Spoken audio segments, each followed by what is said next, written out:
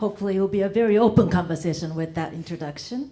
My name is Makiko Eda, and I'm so happy to join this panel as a moderator. The title of this panel is called Tech Cold War, Opportunities and Challenges in the Fourth Industrial Revolution. As we all know, the digital revolution is happening, and this time around, we think it is going to be the widest impact of all and probably the fastest that as a human being has ever experienced. In this context, Eurasian Group, Joshua's team, has put the tech cold war as one of the top 10 risks for the world. So I'd like to start the conversation with Joshua and what this tech cold war means. Great, thank you. It's great to be here. I apologize. I just came from Washington, so I'm apologizing for being from Washington. Also, you can tell that business casual in Washington means wearing a blue tie as opposed to a different tie. Geotech Cold War is a very provocative title, and I think probably you know Eurasia Group for being a very provocative group of people who think in kind of out-of-the-box ways. The idea here really is that when you look up what geotechnology is, there's not really a good definition out there. Technology, we know what that is. That's the things that we use all the time, and AI and cyber and everything else. But when you put the geo in front of it, it's more about kind of the strategic implications of using technology. So while this device by itself, on its own, without the kind of strategic thinking behind it, may not have certain implications, when you combine it, it becomes the most powerful force in the world. And I think that's why what you just described is absolutely what we believe, which is that we're heading towards a collision course in the world, it seems, between American tech companies and the Chinese state. And I think if I put it just provocatively in those terms, that's what we described. If you look at the top 10 risk of 2018 for Eurasia Group, number one was China loves a vacuum. We're seeing that very clearly all around the world, but particularly in the near abroad. Number two was accidents, basically North Korea, cyber hacking, etc. And number three was geotech Cold War, basically the US and China between American tech companies and the Chinese state. We're seeing that play out even more significantly. So this is not a time for us to back down and kind of think about things and say, oh, well, maybe we can all get along. Because I think there are certain areas of technology that, yes, there's ways we can cooperate. But I would make the case, and I think Eurasia Group makes the case as well, that those that control the way in which we use our technology will ultimately be those that determine the world order. So just in the same way that currently the shipping lanes around the world are critical for the free and open trade around the world, the way in which our IT technology is being used, the way that big data is going to be playing out, this is kind of where the future hinges. So that's kind of from a very 30,000 foot or 30,000 kilometer, whatever term you want to use there, meter point of view, the way we see it. I'll come back with some more thoughts there, but that's just from a very provocative laying it out point of view. Excellent, thank you, great openings. Now I'd like to go to James, who will provide a perspective from China. He's the early stage investor for the tech startups. So James, if you'd like to put your thoughts. Thanks. I think this term, tech cold war, is pretty interesting. Whenever I mention that term to my friends, I say, I'm going to a conference about tech cold war. People look at me, what does that mean? I think it is a realistic that two countries are looking at the problems, or all wants to develop technologies, and technologies in nature is competitive in many ways. But however, when I look at it, actually I have to say that the two countries identify the right problems, but both governments especially, both governments are taking wrong solutions to solve this problem. China, both sides overestimate the state-owned and the government's role in technology development. I kind of graduated almost my whole life, last 25 years are in startups. Building my own startups when I got out of university in the US, came to China to build the internet, and became the first China-based company listed on NASDAQ, and then semi-retired and became a venture capitalist, and doing nothing but investing in early stage tech startups. So when I look at all the major success, big success, major development in China, in technology, are done by private business, not because by the government support, and not because by, there is IP issues for sure, but not mainly because of stealing IPs. I don't think so. If you read the capitalists, investors from Silicon Valley, I forgot his name, his article saying even the Silicon Valley entrepreneurs are not working as hard as Chinese entrepreneurs. Entrepreneurs in China working twice as hard. And also, there are, the families very well in education and mass educations and everything. So it's because of the talents. So the US is the reason it's success is because it has a system, freedom, good rule of law and everything to attract the talents, including Chinese talents, to make everything develop so fast. It has a world best talents to grow the technology. And China is only trying to learn that and try to attract some of the very small portion of the leaving or departed talents, try to attract them back. That's all they try to do. But China's policy is focusing now, is a little bit started focusing on state-owned business and attributing that the success of China's economy, especially technology and environment, is because of state-owned business? No way. That's not true.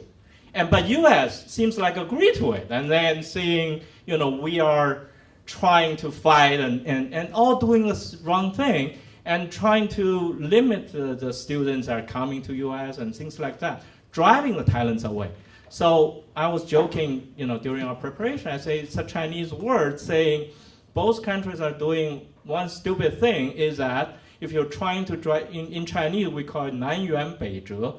If you're trying to go south, but you're actually ending up driving to the north. Thanks. Thank you. In this Cold War conversation between US and China, who better can frame this in broader terms than Dr. Funabashi? Right in the middle is the experts in geopolitics and peripheral writers, and I'd like to get a wise word from Dr. Funabashi, please. Well, thank you, Makiko. First, just want to say a few words about Makiko. We have been very much privileged to work together with the World Economic Forum, particularly under Ms. Makiko Eda, to form and establish the World Economic Forum Fourth Industrial Revolution Japan Center. This is designed to actually come up with protocols, perhaps a short of rules, to address that issues, which is that technological deployment into society and how to actually address that some problems which will be caused by this social technological development, deployment into society, and to bridge that governance gap. So I am not an expert on tech, but I have been now in process of a learning curve.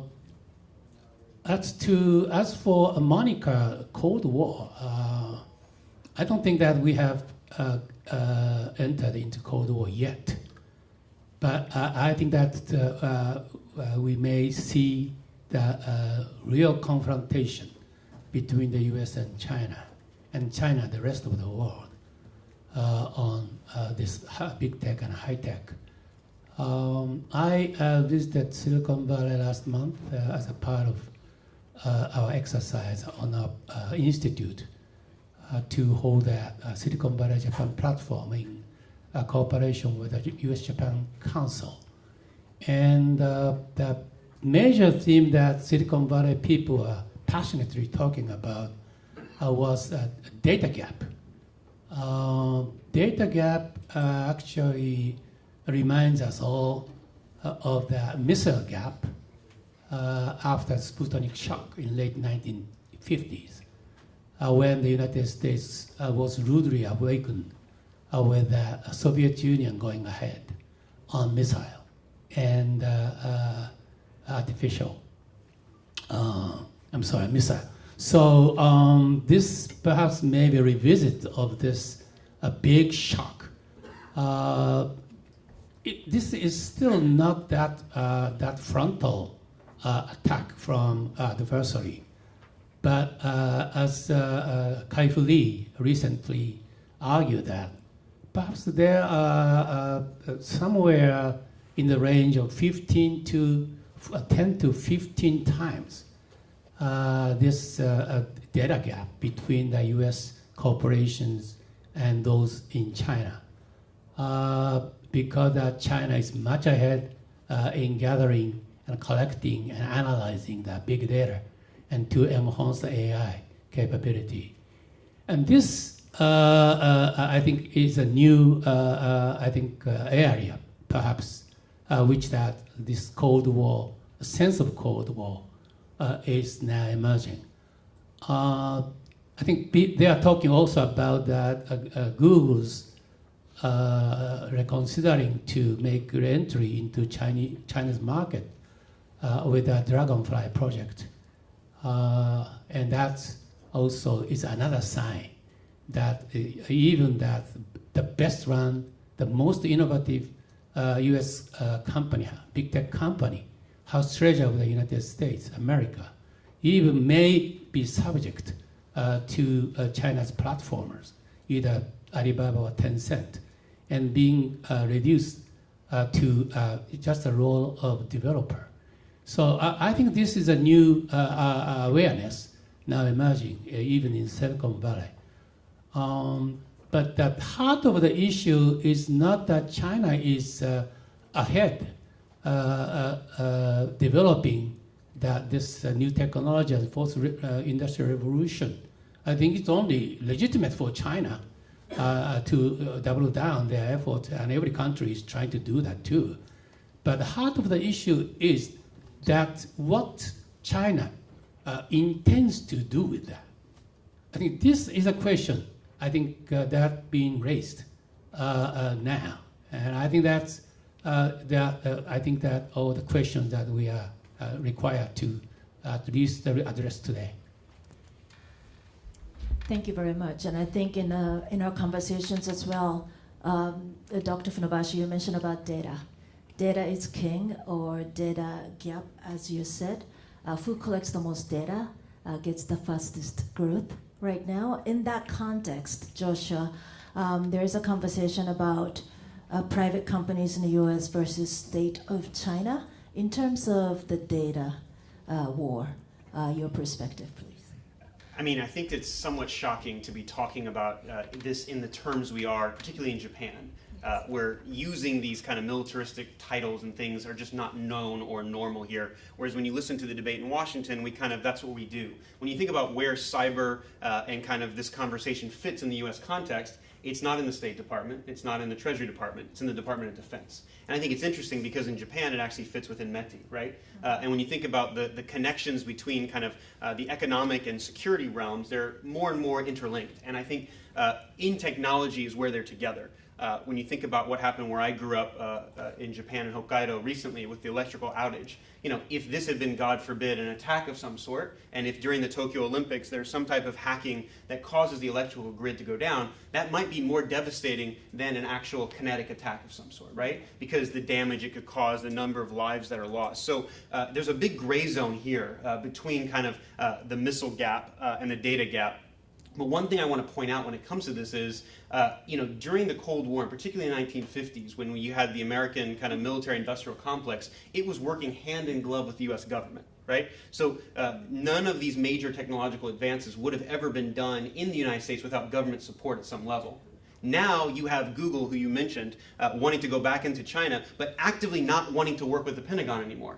There is a real active divide between Silicon Valley, that after all is in California, where kind of traditionally a more left-leaning side of things, that are not big fans of the current administration in Washington. When you think about who President Trump attacks the most, not just in terms of the media, but it's also the Jeff Bezoses and the Apples and the Googles, et cetera. So this shows you that the conference theme is about connecting a fractured world. I think you could make the case that that fractured world goes to all aspects, particularly this technological area. And I think this gap between the way that the Chinese system allows them to collect all the data, because there's an implicit agreement between the population saying there's no right of privacy. Your right is to have security first.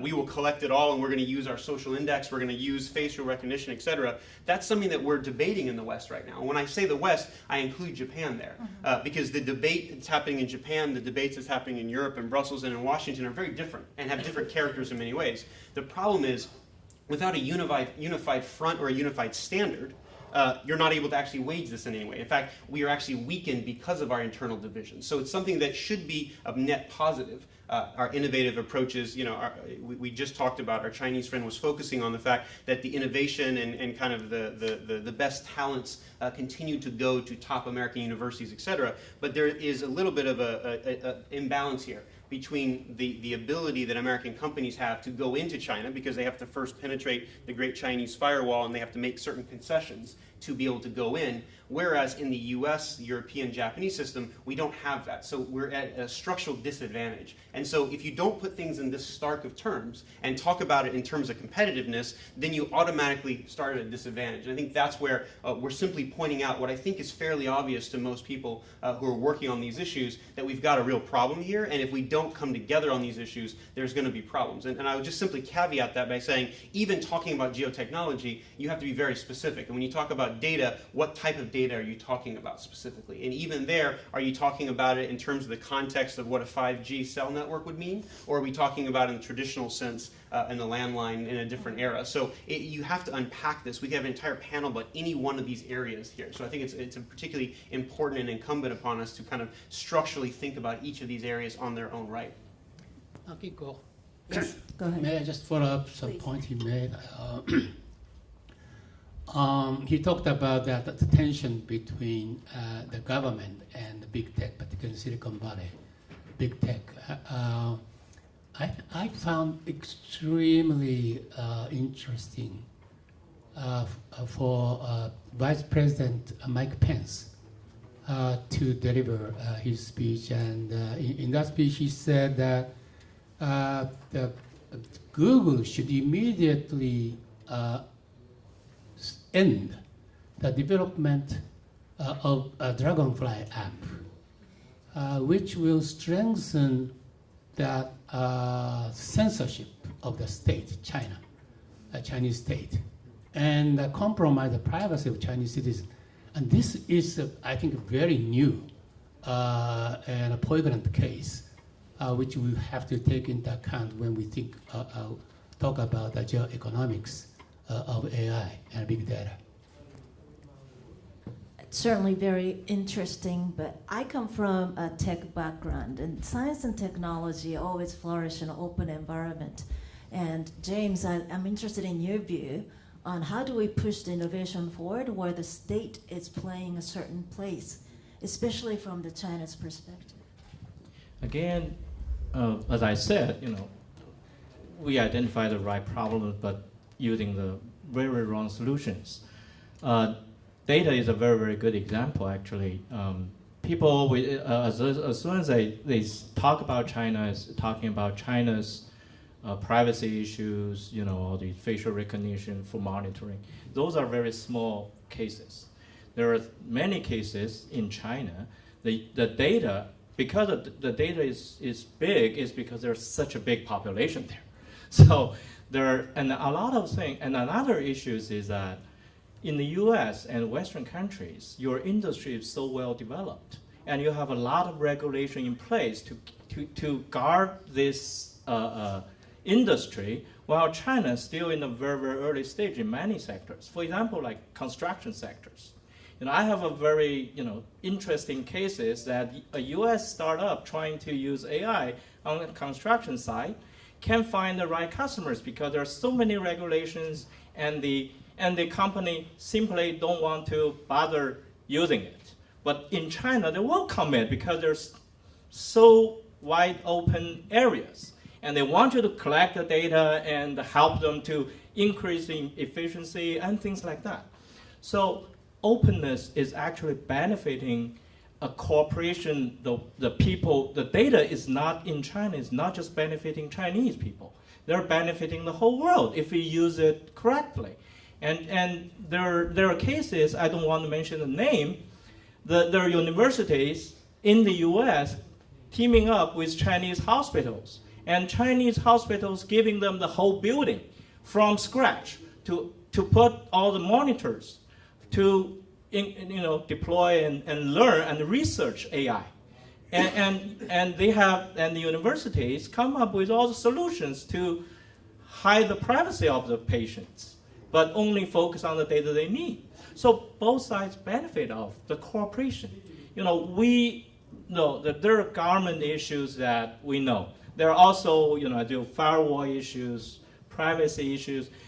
We Chinese live there and know a lot of issues, and we complain about it.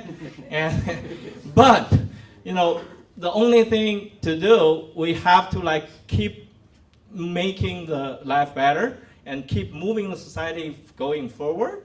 And that's the only way to solve the problem, to help the peace. You don't want China to be another Korea, right?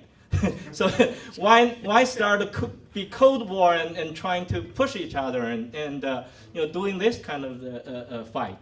So we really want to promote the company, the two countries, especially let's leave the military side alone. Especially on the non-military side, technology side, there are so many ways that the two countries, all the countries, can work together, benefits from the corporations.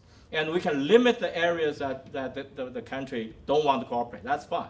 But just don't have a clear cut of just no cooperation in tech in general. That's a very stupid move, in my point of view. It's very proactive, solution-oriented idea from James. And Joshua, I'll come back to you. You put some provocative terms on national securities and borderlines getting really gray. What do you think about the benefit of innovation? How do we kind of design and shape it for the people in the world? What's your view from the United States? I mean, I have to say one of the biggest challenges has been with the current administration in Washington, and this is not a statement about Republican or Democrat, it's more of a kind of an outsider, anti-establishment mood, where the average American is really becoming more polarized and more partisan than we've ever seen. It's not just a Washington statement. I do believe that Trump is the symptom, not the cause. His approach to China, which might be kind of what's the old saying? If you only have a hammer, every problem looks like a nail. I mean, in some ways, kind of trying to go at it at one fell swoop might be problematic. But when you have a long period of time in which there has been a lot of conversation and a lot of discussion about why can't we all just get along, there is a zero-sum game playing out here, right? In terms of technology, it's a little bit different than purely economic areas. So while it's easy to say, let's leave the military out of it, it's kind of hard to leave the military out of it. When it comes to almost any innovative space, I mean, ask the Israelis about this. When you ask about, do we want China to become like Korea, my question would be, which Korea? Because South Korea is a great example. Which Korea.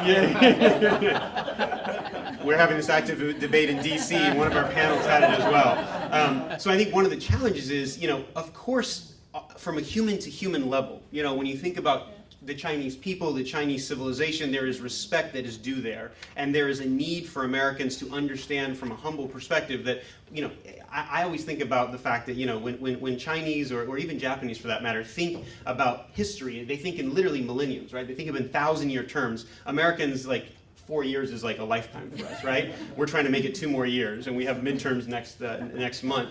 And so I think one of the challenges we have is in technology in particular, if it is the case that the whoever wins the so-called tech war is the ultimate winner. So this is not just about America, the country, or America and the companies. It's about the entire international system that has been established after World War II that Japan has very much been a part of. And if you're going to take apart one part of that and say, okay, let's leave this space out, I agree. I think your example of data in the hospital is a great example, right? When it comes to these areas, there are clearly areas in which not having privacy, being able to share. If we were all wearing Apple Watches right now and we could monitor this, then we would not, some of us would not have heart attacks. Some of us would get a warning alert, etc. Are we willing to trade that? And I think that's the real challenge. I don't think that in the Chinese system there's really an option. You don't get to opt out.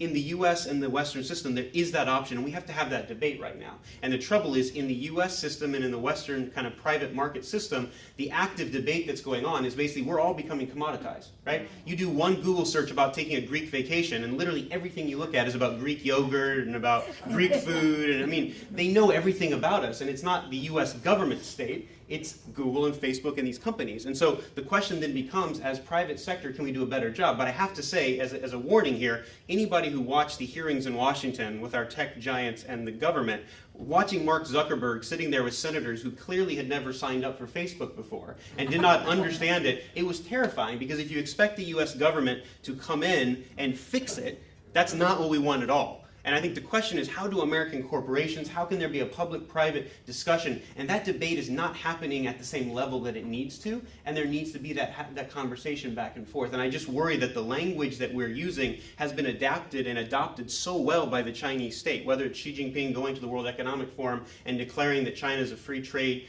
system and they'd like to have all these things. I mean, it sounds, if I took away who it would sound like an American president making that case. And that's only been possible because of the own goal that's been scored sometimes, because of the anti-establishment populist mood that we're all in. This is not an American-only phenomenon. This is something that we see all around the world, with the one exception of Japan. And I think that's why this conversation happening right now in Tokyo is particularly important.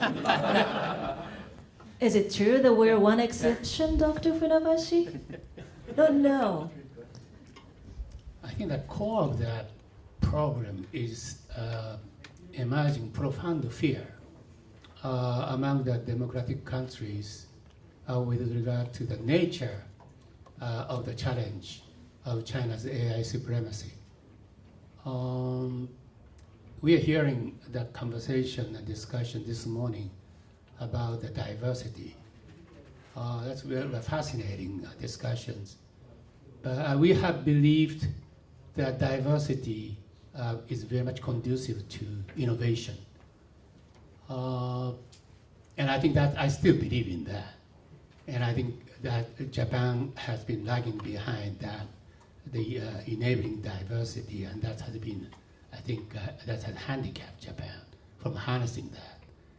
But nonetheless, if we are now being told by China that authoritarian one-party system is so adept and so excels at harnessing the Fourth Industrial Revolution and to advance their geopolitical ends, and also introducing the social surveillance and political control, and also being very much motivated to export that model to the world, then I think that whole story would be very much different.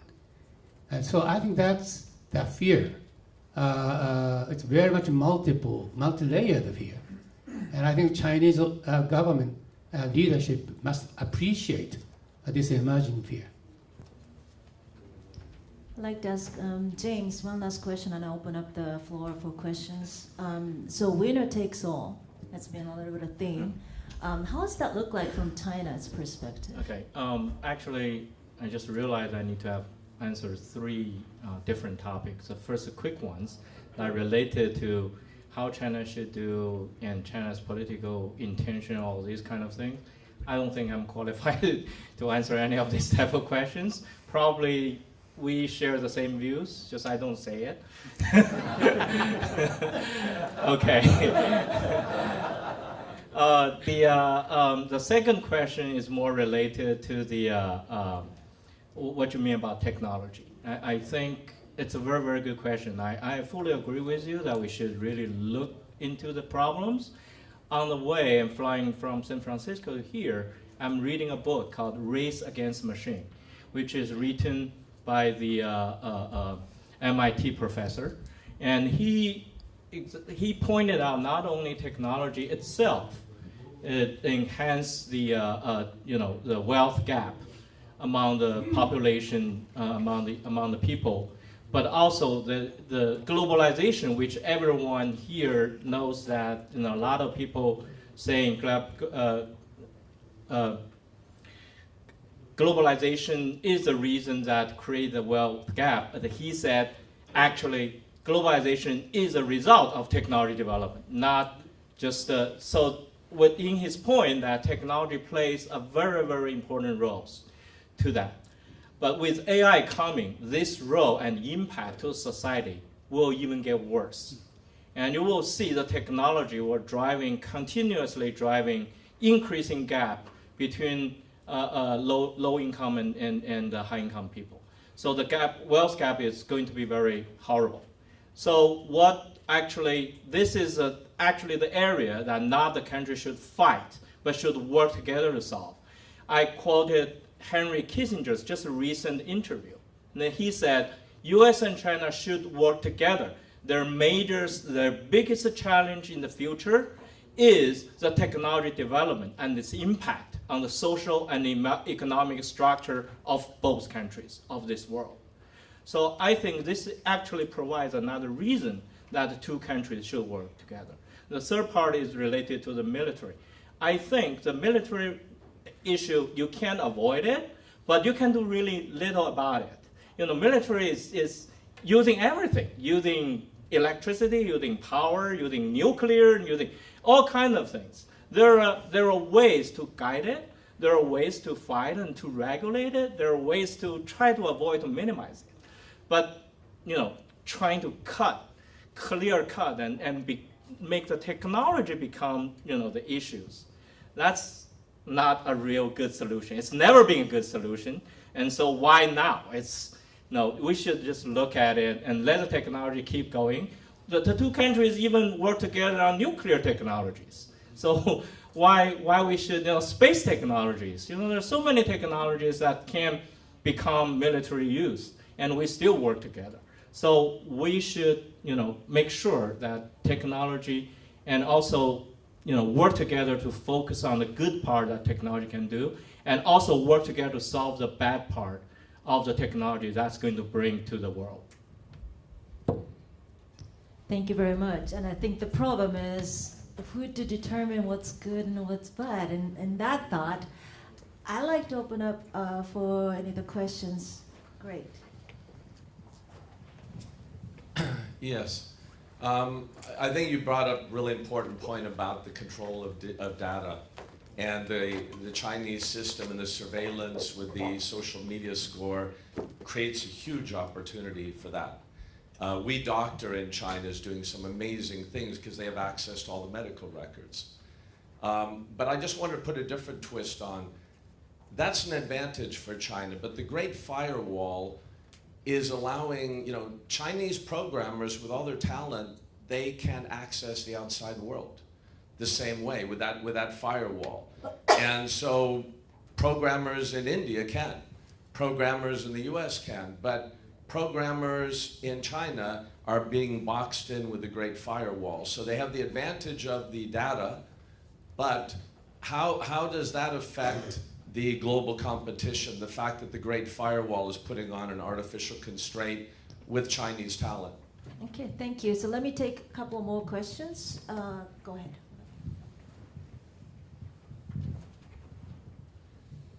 Oh, thank you. Taku Meza from Etikani. I have a question for Joshua, and I'd like to hear James' response to it as well. My question is, what you see as the main battleground for technology competition? Maybe the obvious one is a kind of traditional ICT, including chips. Maybe the second most important is automotive in view of autonomous driving and EVs. What comes after that? That is my question, and why? And one more, if I may. Did I see the hand? Okay.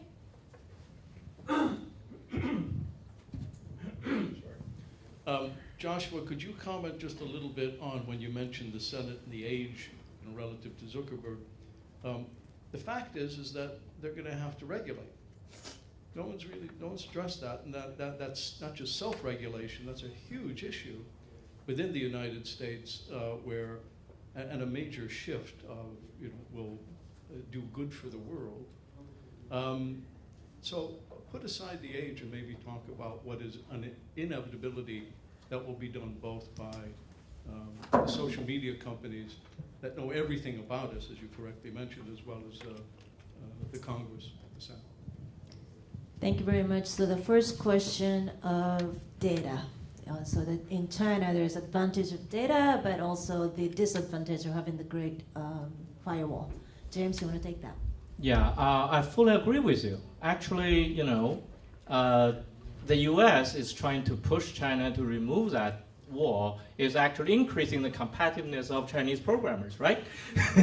So so that's why I said, both sides sometimes are confusing in many ways. I'm not trying to figure out what the right way, but each country should solve its own problems. I fully agree with you. China should allow, internally should allow Chinese citizens to access, at least to access all the technology. There are a lot of debates. There are even scientists openly write letters to President Xi asking about it, to open academic research, from the firewall. Actually, they're doing it, open a little bit, but not, as good as we want. But, this is, I fully agree with you on this issue. I can just say it's literally tripled in the last 2 or 3 years. If you go to China now, you see it's doubled or tripled in terms of its effect, even with VPN. I agree. It's a little bit too defensive in a way, over conservative in a way, but it did, start to hurt people inside, especially in the science and research academic point of view. Yeah, I fully agree. Second Question is, so AI, maybe EV, and what's next in technology, what's coming? And I think I'd like to ask each of the panelists very quickly. You want to start with that, Josh? Sure.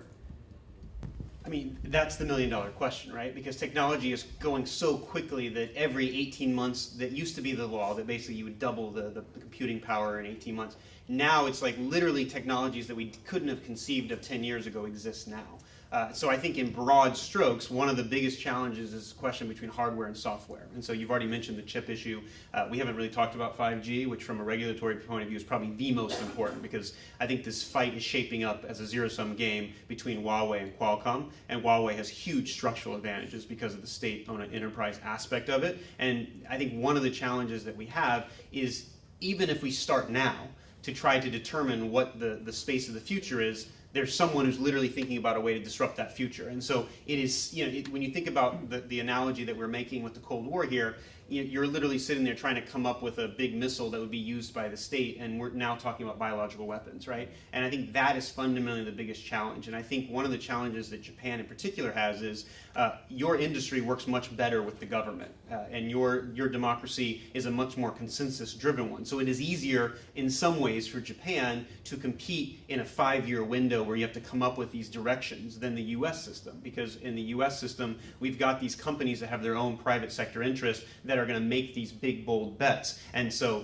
right now, when it comes to some of these areas you're talking about, our private sector is making those bets, and we don't actually know what's going to happen. Is this going to be a story like in the 1990s with Sony that lost that game in terms of, using VHS versus DVDs versus Blu-ray? And the question then becomes, are we even in the same realm? And so I'm avoiding your question by saying it's a good question. Nice answer, though. And then, I think that this point about regulatory, I mean, this is the big question in Washington, right? I think the challenge is that we all know intuitively, regardless of age. I mean, even someone like Marco Rubio, who's one of the youngest senators who, thinks about these issues, is not very comfortable. If you watch the interview he just did with my boss recently on the G0 World, I'll do a quick plug in advertising for him.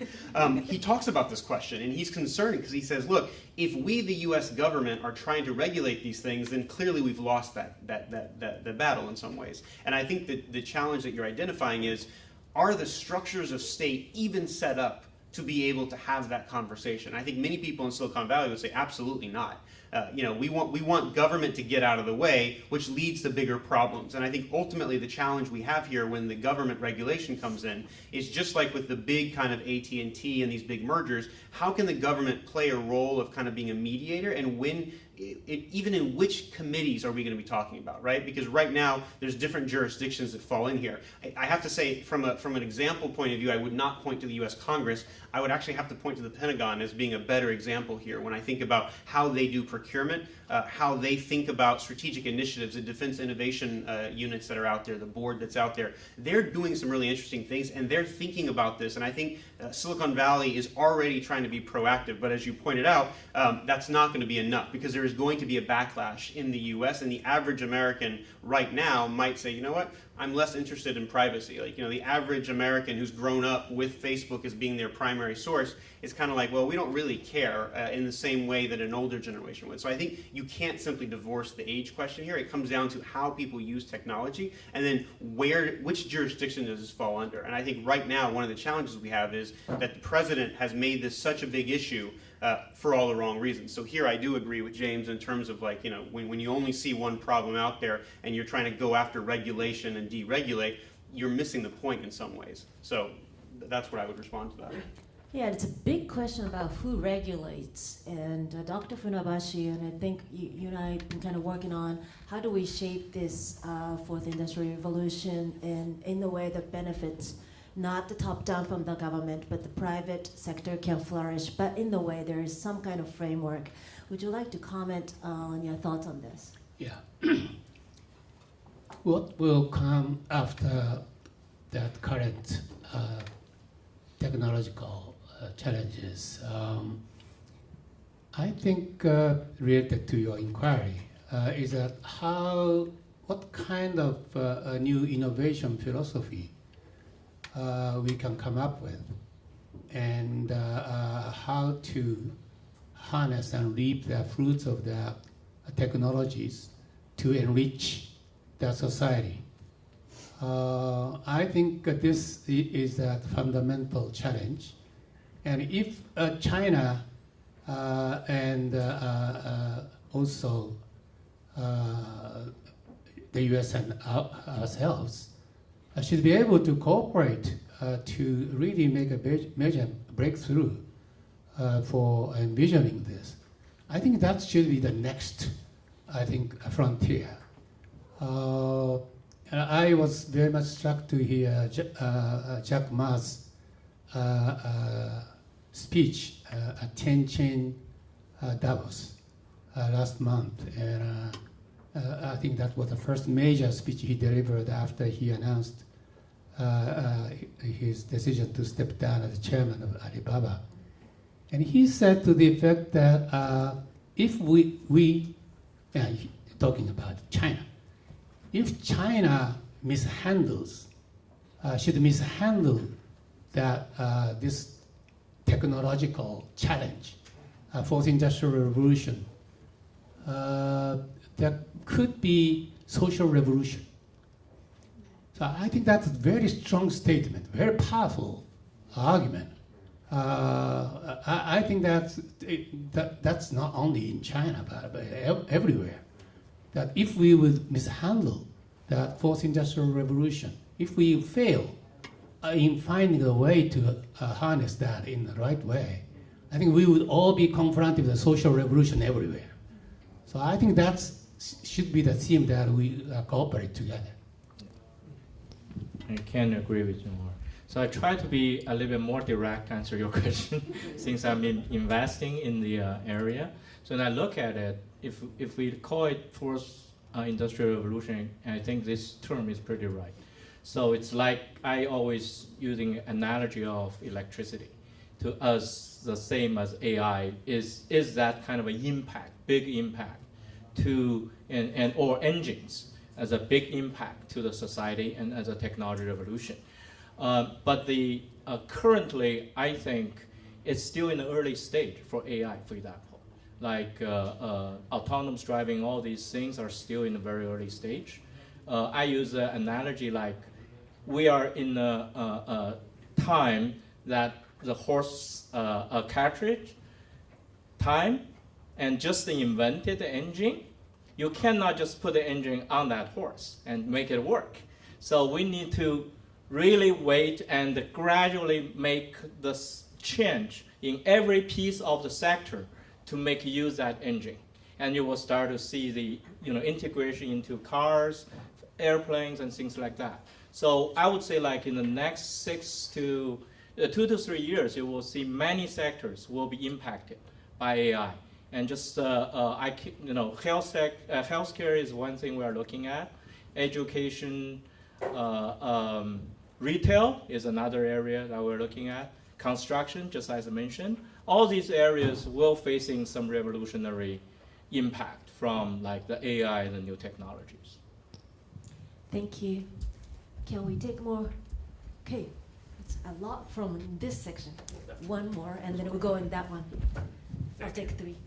Quickly, I am Jorge Calvo, Deputy Dean of GLOBIS Business School, and I teach about the fourth industrial revolution, and we research. But easy question for you, talking about challenges and then opportunities.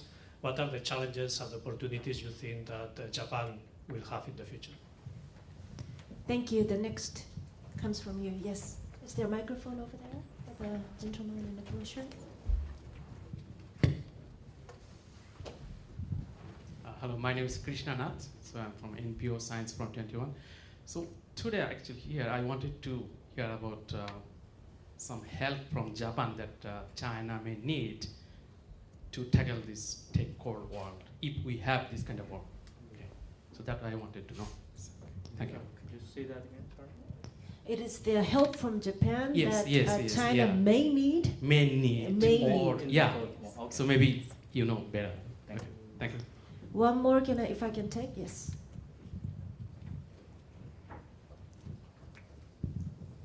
Well, I have a very simple question. In my view, a technology war, if there is one, is basically between open societies versus controlled societies.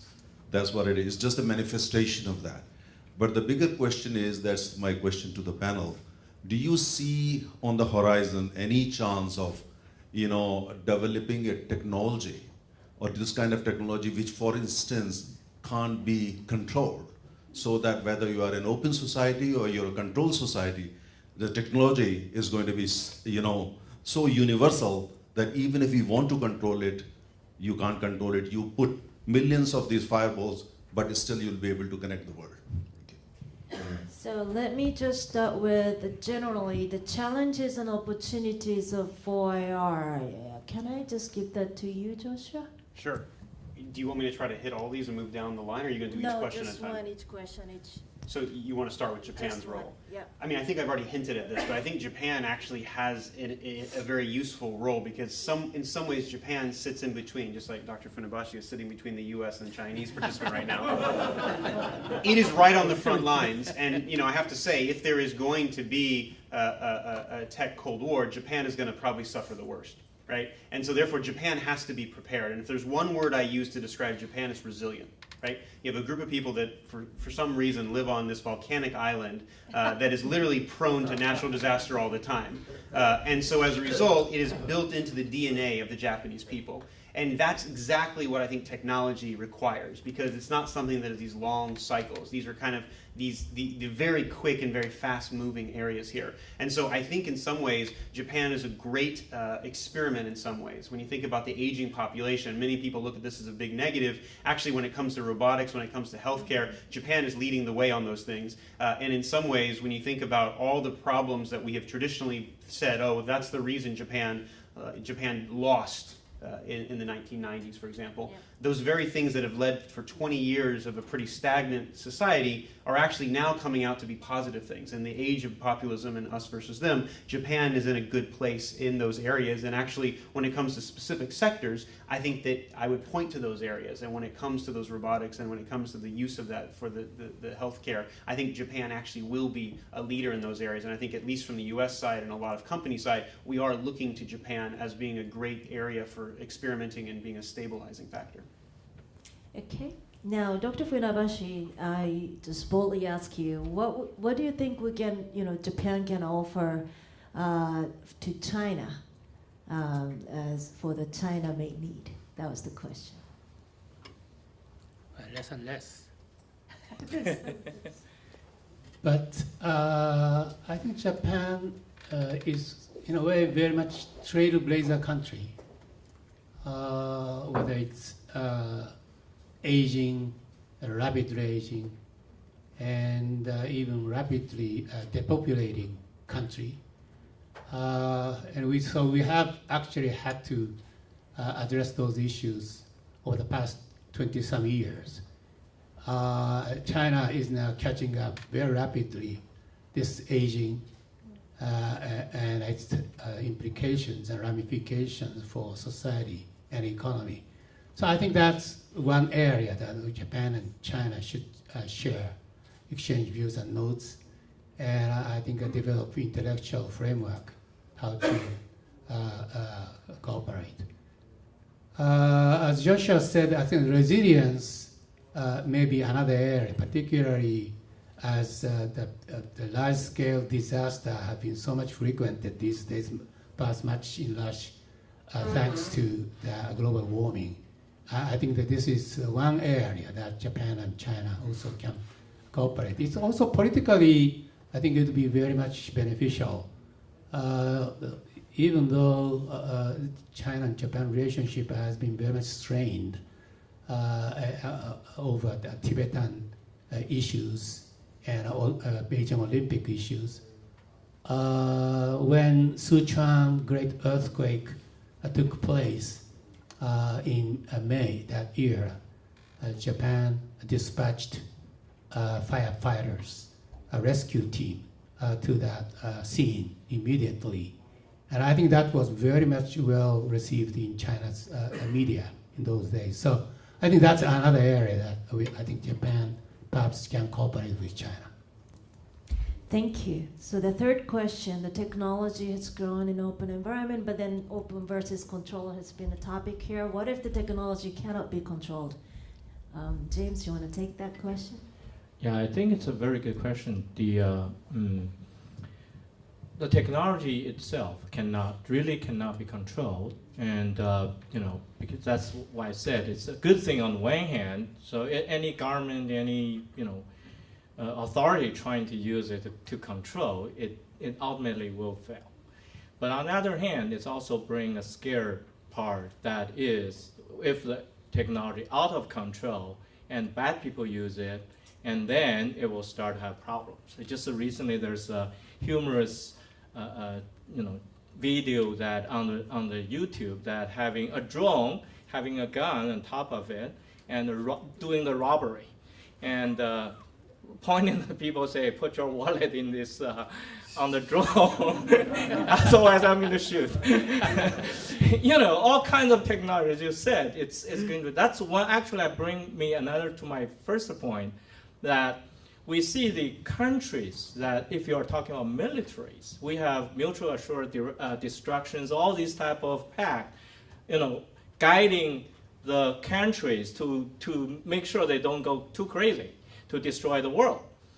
But on the other hand, there's no really efforts and rules that's against, for example, terrorists. So there are so many ways that countries should work, and those are very immediate and very urgent issues that the countries should work together, not trying to compete and make it Cold War on technology or something. This is very, very good example of the reason that we should work. And back to the question about this Japan, what Japan can help. Actually, what my suggestion is, figure out what we cannot work together. For example, probably military issues or some issues. Keep the other things open. So there are a lot of things. China is a big market, and Japan have a lot of good technologies, and also Japan has a lot of issues that probably China maybe start to work a little bit better with better data. For example, like aging issues. Maybe in Japan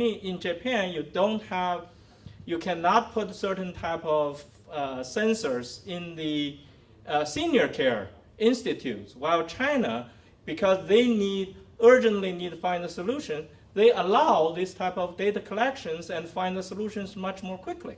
And so the two sides can work together. So again, I think let's just, like before, figure out the areas we don't cooperate and make everything else work together.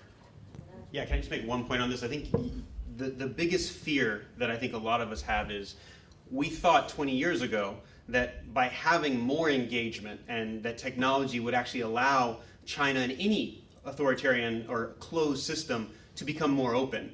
Actually, technology's gone in the reverse. When you think about regime survival, when you think about all the kind of authoritarian states, they've actually used technology to reinforce the kind of George Orwellian 1984 scenario. And so in some ways, those of us that are sitting on the other side that were very smugly calling the end of history back in the 1980s and 90s are now kind of waking up to the reality that there is more out there and that we can't simply sit on our laurels and just assume that this is going to be ahead. And to your point, this kind of dystopian world in which the robots take over the world, that happens when you give too much of yourself away. And you begin to kind of in some cases it might be good and we might be able to save ourselves in certain areas, but in other areas, one of the fears of the autonomous vehicle side of things is it may be safer, but when you have that one case where it's being used destructively and you have a terrorist cell that is able to take what should be a very good technology, it's not technology itself. Right? It's just like in the US we debate this every time there's a gun violence thing, right? It's not the gun itself, right? It's the individual behind it. Because guns can be used to defend oneself and they can be used in a good sense, the way they were in the American Revolution, but they also can be used in a really bad sense. And thinking about how you've kind of militarized that space is what I think ultimately you're getting at. And I think that's the crux of one of the troubles that we have moving forward, because that calculation was wrong. And now how do we correct that in the future? Just quick answer. Political system evolves. It doesn't matter what kind of technology you have. If you look around the world, there are countries that getting better because of technology. There are countries getting worse because of technology. So it's you shouldn't say like China, maybe not doing as good as or as fast as U.S. wants or the Western country want because the technology helps them. No, it's not. Technology may be driving the other way around, maybe going positive as a positive force, but there are still negative force impact the country. The political issues are much more complicated. So we all want the country change better. So that part again, I share with you, but just don't blame on technology everything. So it's not the technology as a scapegoat. So we should still work on technology and let the political issue take care of itself. Not really. I love that active debate. Well, Yeah. Thank you very much. And it's not a technologist to yeah. blame. I agree with that too. I do think it is, there's a lot more that we can debate on this topic as it evolves, but remember the speed is really, really fast. I don't think we will control everything, but the active discussion like this will shape 4IR more positively. On that note, I'd like to thank our panelists, James, Dr. Funabashi, Joshua. Thank you very much for your thought-provoking talk.